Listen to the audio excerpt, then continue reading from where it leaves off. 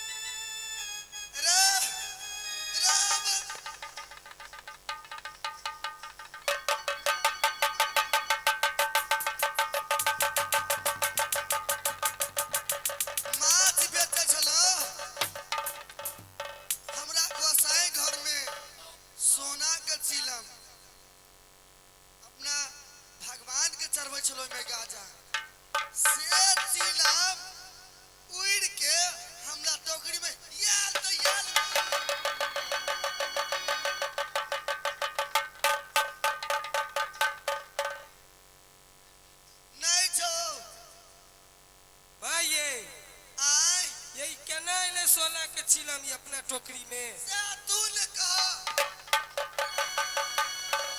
हम की जानो गेलिए ये माय आय हमरा नहीं बुझलियो केना आयल नहीं आयल हो हम बुझ गलिए तैसे रारी ओए रारी के कहलिए हम मंग धोनी के ओए मंग धोनी के कहलिए कि दाई ककरो अंगना नहीं आबती है ये माय जुग खराब छै सही कह छिए माय अपना पोतो के कहने रे अरुणवा के हम माय अपना आर के लिए रोसरा आ घर में ढुकल यन दोसरा ई ओकरे काम छी बुझलिए हाँ आप हमरा हाय जल्दी चल हाय कनिया है हां ये माय जल्दी से चल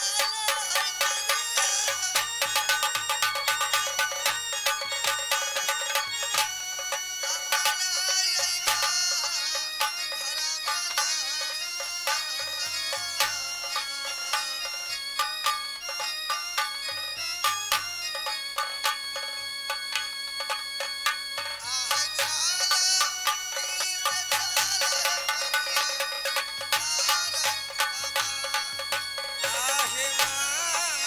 माइयो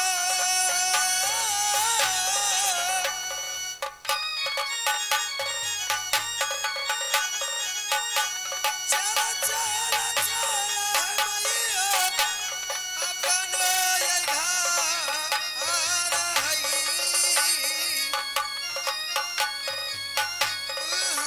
आहे चला चला चला हे माइयो आए भागले में चल लगना आगे भागले में चल ऊपर गई बहिनिया दूसरा बाजारिया से ना ये दूसरा बाजारिया से गे धरियो डगरिया रे धरियो डगरिया रे मोर भइयो आजू दिना माने से आजू के दिना महिना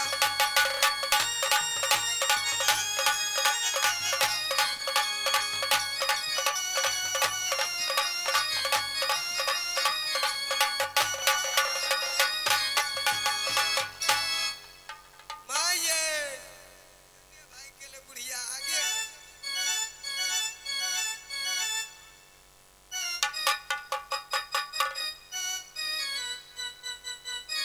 अखन तक नहीं एलन हमरा या ताकै छै हमर मियां भौजाई एकतै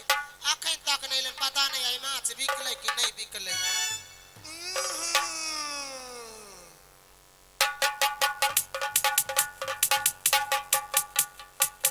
लागे छै आबै छै आ बुढ़िया टाइम भ गेलै हन माय मास्टर बना से चलती से चलियो मैयो ये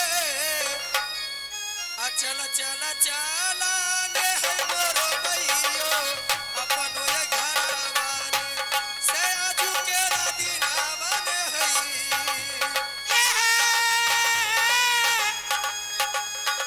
सुनी अइया बाजन गे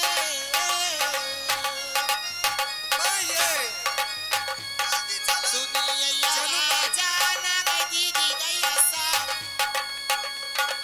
अपना भौजैया के गे अपना गे मैया के यार आजू मने में गेलिए हे आजू मने में गेलिए ने है बाहिनिया अपनो ये घरवा ने से आजू दिना जुमालो हईना माय आय पूछियो अपना आर के गलिए रोसड़ा बाजार माय गे गइली गे अगर माछ आइ नहीं बिकै छला आगे रारी रारी गे खाली गए रे दै छी की भलो गए कथि रे तमसेल ई हई पहले बोल एक तमसेल कथि ले छी मोन अस्थिर कर न कई गाजा ना है तो घर महकै छै सहिए कहै छी माये हमसा गजियन गजियन पूरा घर महकैया